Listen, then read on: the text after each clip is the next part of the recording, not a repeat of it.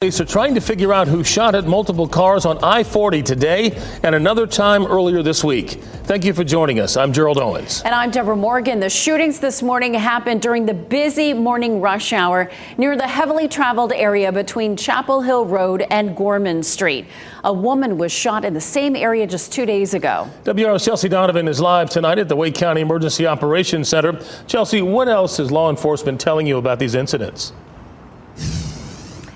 Yeah, so Gerald and Deborah, we now know that there were at least 6 cars that were hit by gunfire. One woman was struck in the leg, and RPD tells me that many of these vehicles had multiple people inside when they were traveling both westbound and eastbound on I-40. Raleigh police do believe all of these incidents are connected. Now, these random shootings started on Monday, as you mentioned, where one woman was hit by gunfire in the leg traveling westbound on 40 near Chapel Hill Road.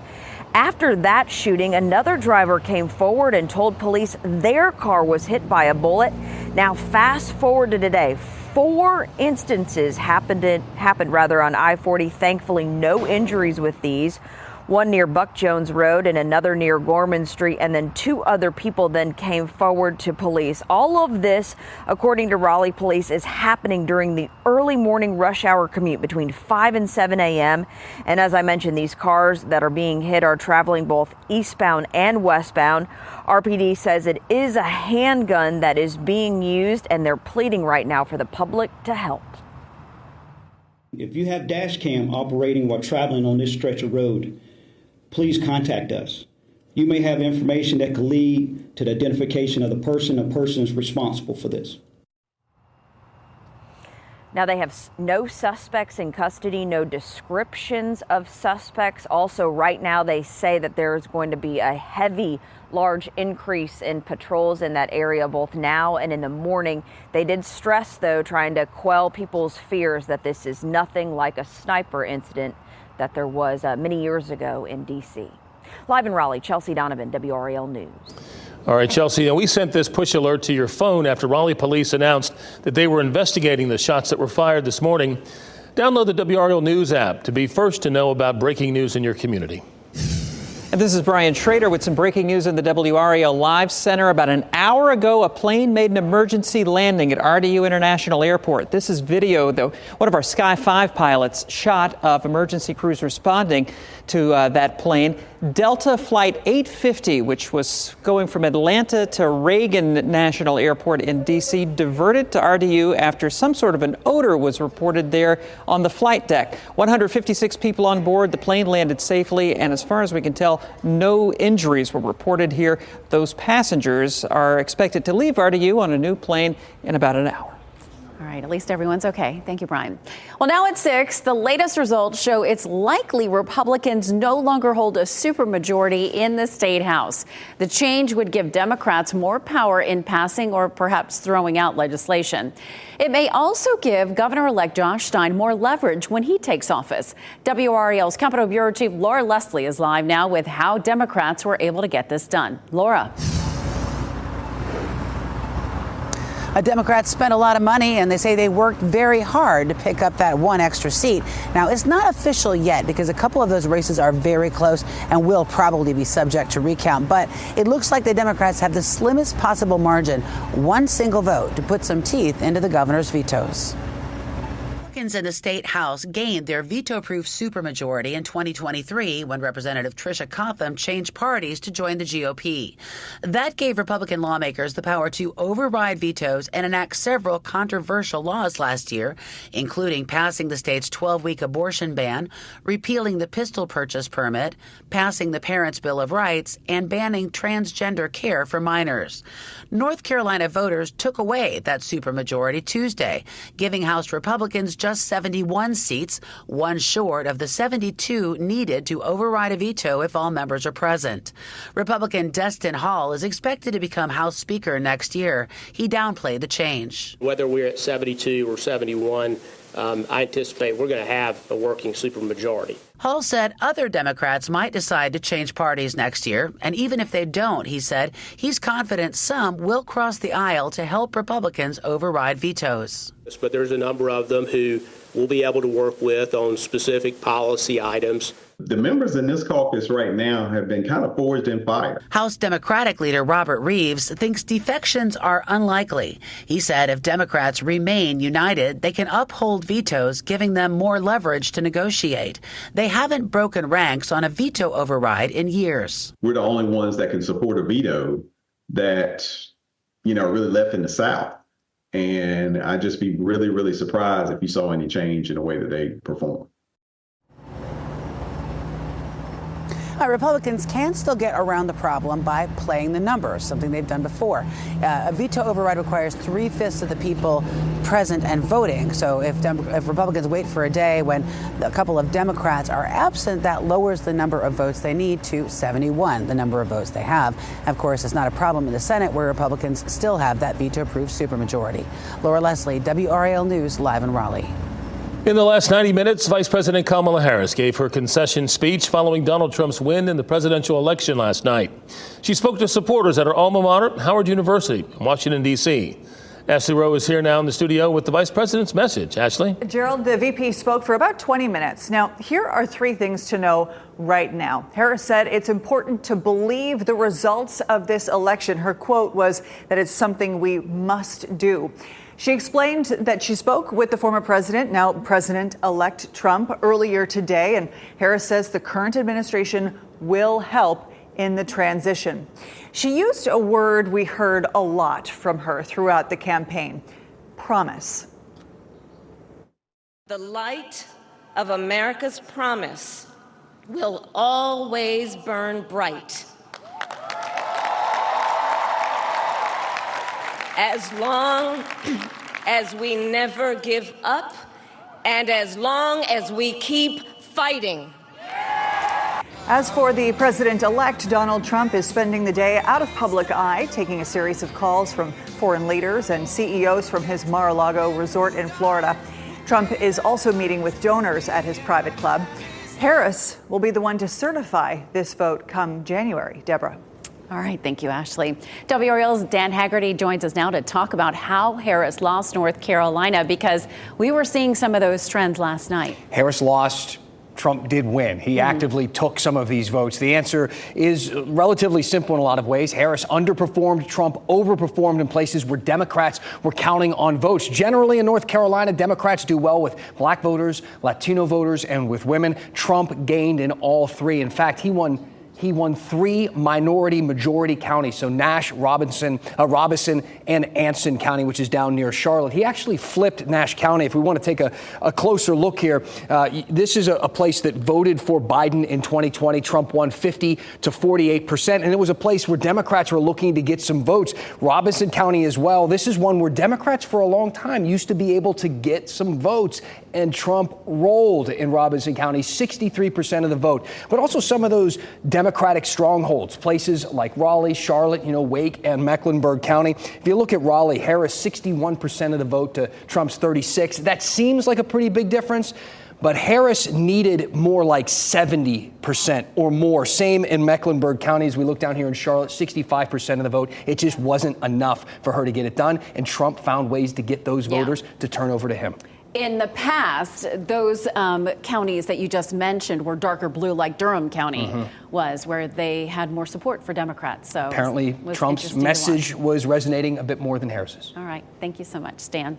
Follow WRAL.com. Right now, we have complete coverage with all the results. You can filter between top races in North Carolina for the country and balance of power.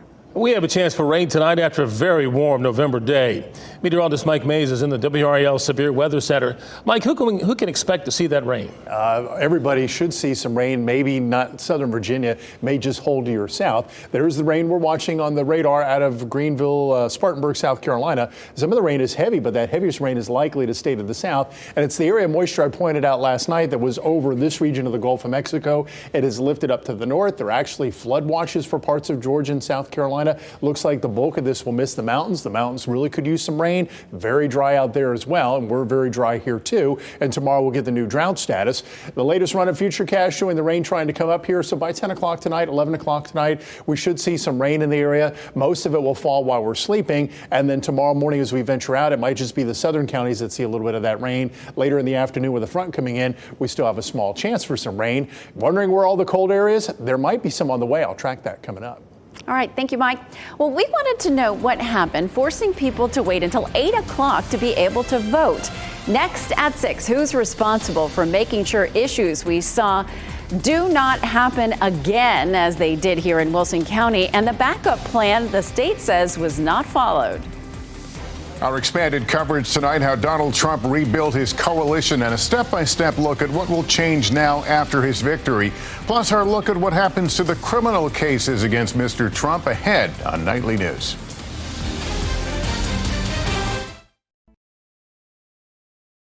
Shot in 4K ultra high definition. Your number one source for local news. WRAL News. Coverage you can count on. What went wrong in Wilson? That was the question on voters' minds yesterday as they waited to cast their ballots at Gardner's Elementary School. WRL's Grace Haba was there, and she explains where the blame lies one day later. The first sign of trouble at Gardner's Elementary on Election Tuesday came with the very first voter. After 30 minutes, you did see the line pick up, and it was getting longer and longer. The State Board of Elections says poll workers were unable to print voter authorization forms between 6:40 and 8:07 a.m. Some voters left after waiting hours or turned around on their way to the site and came back later that evening when the problem was fixed. Something this important for everyone in the United States, there should be more things in place to make sure everything is a go before you open the polls. The state board says there was a backup plan, but that Wilson County Board of Elections Director, Tasha Bell, didn't follow it and tell poll workers to switch to a manual backup option and take down contact information for anyone who left the line. We're unclear as to why that did not occur in this case, but certainly we will make very sure to have a lessons learned session as we try to help her grow as a director. We took those comments to Tasha Bell. She says the poll workers didn't contact her and had training and should have known what to do. They are supposed to, at 5:30, when they get there at 5:30, turn on a DS200 and their printer at 5:30. So if there are any issues, they can give us a call and we can try to fix the issue. But that didn't happen. Bell says she doesn't know why workers didn't use that backup option or get contact information from impacted voters. We asked her directly where the responsibility for the mishap lies.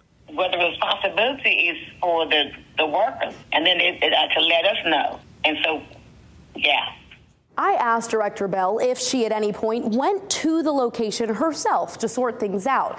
She said she didn't because she was helping at another polling site. And because workers didn't keep track of who left the line, there's no way to know for sure that every voter had the opportunity to come back and cast their ballot. Grace Haba, WRAL News. All new here in the WRAL Live Center just moments ago, President Joe Biden released a statement about Vice President Kamala Harris, saying that what America saw today was the Kamala Harris I know and deeply admire, said that she was full of integrity, courage, and character, and that selecting Harris as vice president was the best decision I made. And he also says in this statement that he has no doubt that Harris will continue to write that story that he calls the best of America's story.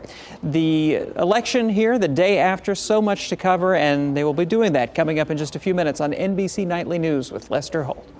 Brian, speaking of the day after, it was a big win in the Raleigh mayoral race with Janet Cowell taking about 60% of the vote. Cowell told us she met with the city manager today to discuss the next few months. The meeting included orientation and learning about upcoming issues. Her biggest platform was on affordable housing, and that's an issue top of mind for her right now. While the city is ahead of its 10-year goal for affordable housing units, Cowell says it's not time to stop now.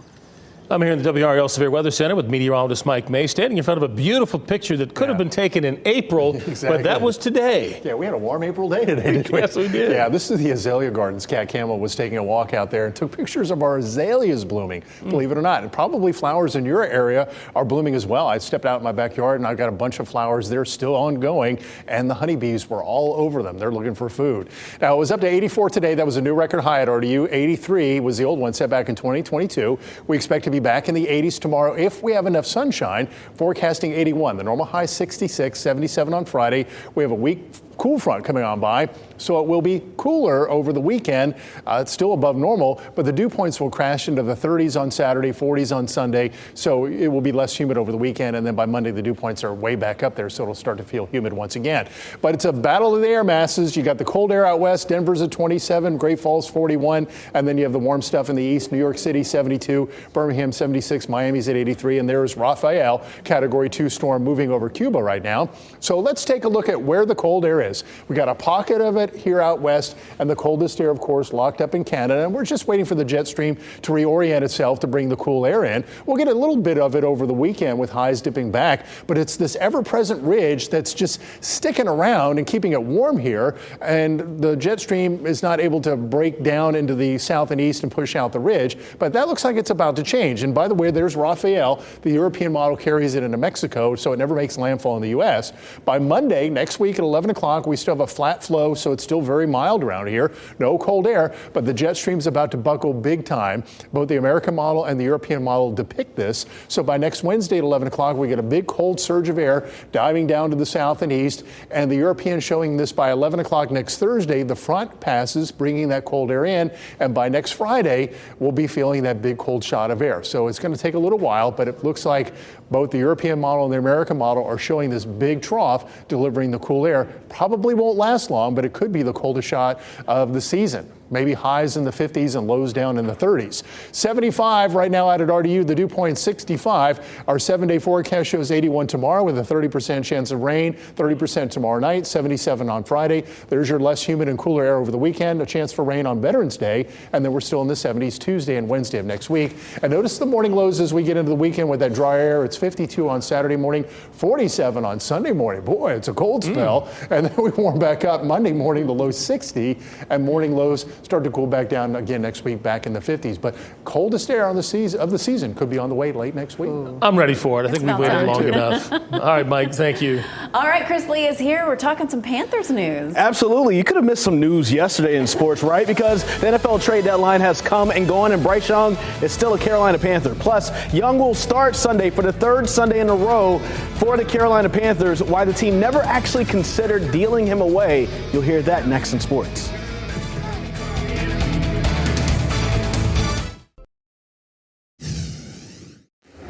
Bryce will be starting this week. This is about the progress from one week to the next, finishing that game the right way, finding a way to win, and really battling that way. So I was really proud of Bryce for that.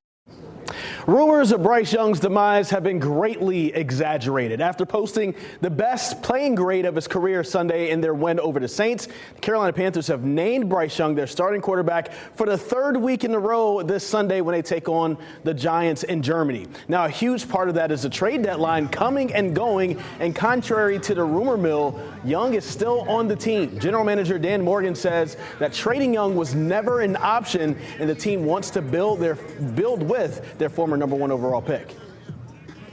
We never got into any discussions. I never opened that door. Didn't want to trade Bryce. Still don't. And committed to working with him. And hey, we're looking for him to grow and develop every week, get better every single week, and Dave has a plan for him. I just want to do everything I can to help the team. Obviously my play being evaluated is out of my hands. I want to do everything I can to help the team win. I lean on my teammates, lean on the coaches and all that, and just try to execute. I know after every week, it'll obviously it'll be evaluation. So I try not to think about that.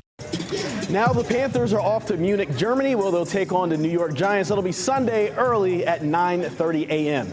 Well, you may have missed this last night, but NC State women's basketball hung up a brand new banner at Reynolds Coliseum last night. The Pack celebrated their Final Four appearance back in the spring as they began a new season on the hardwood. Sophomore Zoe Brooks dished out some assists. She also had a career-high 21 points. NC State beat East Tennessee State 80-55 to begin the year. They take on #1 South Carolina Sunday in Charlotte. Plus, the Carolina Hurricanes notched their 7th win in a row last night thanks to a game-winning Martine Natchez goal about 30 seconds left into the game. The Canes then scored an empty netter to put it fully away as they beat the Philadelphia Flyers 6-4. They're back at home tomorrow when they host the Pittsburgh Penguins, and maybe, just maybe, they can win 8 in a row. They're one of the hottest teams in the NHL right now. That's good to see. Yeah. I'm glad that people had something to relax and watch last night instead of election results. Calm their nerves. Great. Yeah. Thank you, Chris. And thank you for joining us. We are just minutes away from NBC Nightly News. Talking about the election, we'll look at the Latino vote tonight, how a shift helped President Trump win the election, and what's behind it. And Trump won the top of the ticket. However, Democrats won in several other statewide races. How does that happen? We're going to talk about the phenomenon of the split ticket tonight on WRAL News at 7.